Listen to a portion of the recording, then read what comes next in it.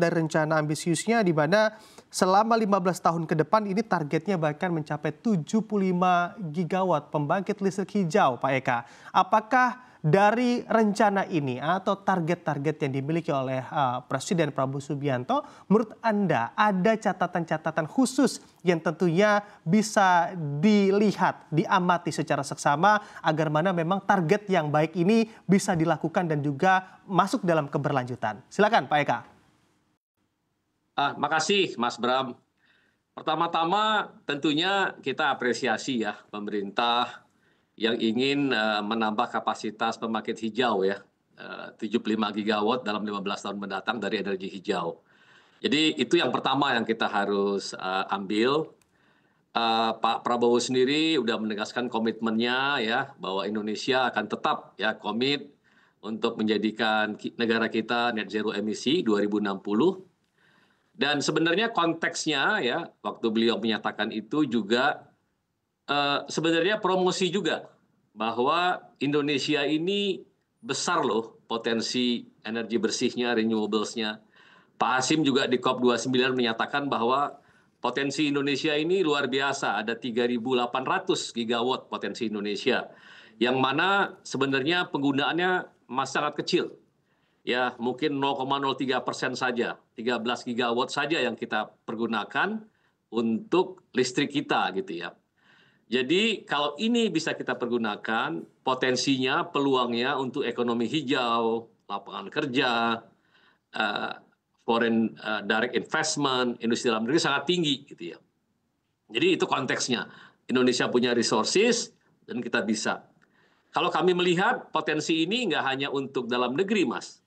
Ini juga kita bisa pergunakan untuk ekspor.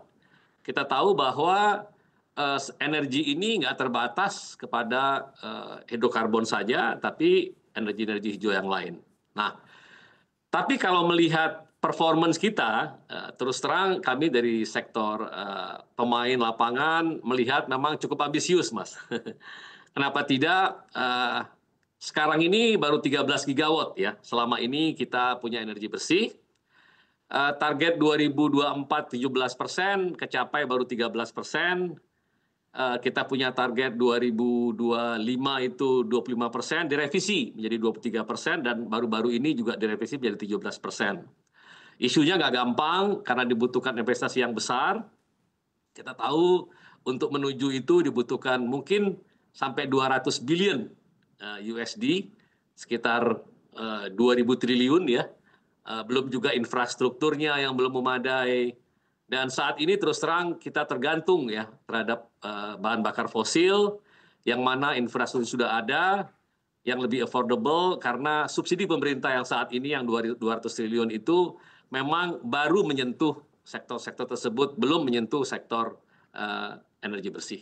Kira-kira begitu. Tapi saya melihatnya ini bisa menjadi katalis, kita sambut baik.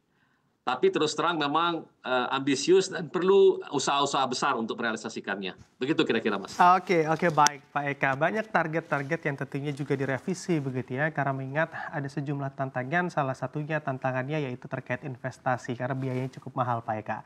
Kalau kita bicara terkait bagaimana peran METI begitu ya untuk mendukung juga target-target yang juga tentunya saat ini sedang diupayakan oleh pemerintah di pembangkit hijau begitu Pak Eka. Bagaimana peran dari METI? Ya, kami tentunya menyambut baik, Mas. Ini yang kami tunggu-tunggu ya. Jadi komitmen from the top is number one. Kami dari asosiasi, dari maupun METI ya, dari Apindo, dari Kadin, tentunya terus ya bekerjasama dengan pemerintah, terutama mengenai advokasi kebijaksanaan. Ya, pentingnya adanya regulasi yang jelas ya mengenai sektor ini. Saat ini pemerintah bersama DPR lagi menggodok undang-undang EBT ya. Jadi kami harapkan secepatnya ya undang-undang ini bisa diresmikan karena penting kita mempunyai suatu undang-undang yang jelas mendukung perkembangan EBT ini. Nomor dua, kami juga aktif, Mas, untuk melakukan sosialisasi karena energi bersih ini penting ya untuk kelangsungan kita ke depan ya. Kami juga aktif untuk mempromosikan konservasi energi Kami juga aktif mengadakan seminar ya kepada publik. Insya Allah Juli tahun depan kami mengadakan salah satu perhelatan energi bersih terbesar, EBTKI Connect, yang bulan Juni tahun depan. Kami juga mengajak keterlibatan teman-teman swasta, lembaga riset, universitas. Tentunya kami bermitra dengan PLN untuk sama-sama menggalakkan investasi EBT. Tentunya juga teman-teman baik lokal maupun internasional investor kami ajak ya untuk sama-sama membangun sektor energi hijau ini. Kira-kira begitu, Mas. Oke, oke baik. Pak Eka, dengan target pemerintah begitu ya, yang bisa saja mungkin tercapai walaupun ambisius begitu di 15 tahun ke depan di kapasitas 75 gigawatt dengan political will yang juga telah dirancang. Nah, kalau misalnya terjadi ataupun terjadi peningkatan dari sumber energi kita di energi baru terbarukan, Anda melihat demand-nya di domestik sendiri apakah juga sudah sebesar itu menurut point of view dari Anda, Pak Eka? Iya. Jadi terus terang demand-nya masih kecil, Mas. Jadi ini salah satu PR. Karena pertanyaannya bagaimana kita mau membuat industri lokal ya. Karena industri lokal itu sangat krusial ya. Kalau memang demand-nya belum besar ya. Jadi ambisi 75 gigawatt ini saya anggap sebagai langkah awal ya. Karena dengan begitu terciptanya demand. Nah, tapi sebenarnya yang saya mau tekankan begini, Mas, bahwa potensi yang besar tadi yang 3.800 gigawatt ya kan ya, kita punya critical minerals, terus juga Pak Hasim menekankan di COP ya bahwa kita juga bisa menawarkan apa namanya carbon storage gitu ya. Sebenarnya potensi ekonominya besar nggak hanya untuk domestik, Mas, tapi juga untuk internasional gitu ya. Nah, kita tahu negara-negara yang punya renewable yang besar ya, contohnya Australia, ya kan ya, negara tetangga kita ya, Vietnam dan lain sebagainya, dan juga negara-negara di di Timur Tengah.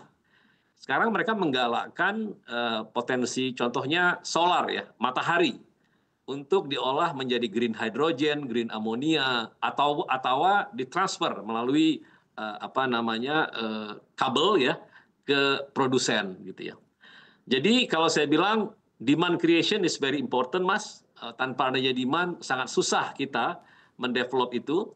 Kita punya resources yang sangat besar dan ini bisa nanti mengcater demand dalam negeri yang 75 gigawatt itu maupun potensi di mana energi bersih ini juga kita bisa ekspor keluar sehingga bisa menjadikan sumber devisa ya FDI yang nantinya mendorong pertumbuhan ekonomi yang digadang-gadang dan juga menambah green job ya untuk anak-anak kita atau nanti teman-teman lainnya untuk kita bisa memanfaatkan green economy ini sebagai salah satu tulang punggung growth daripada Indonesia ke depan.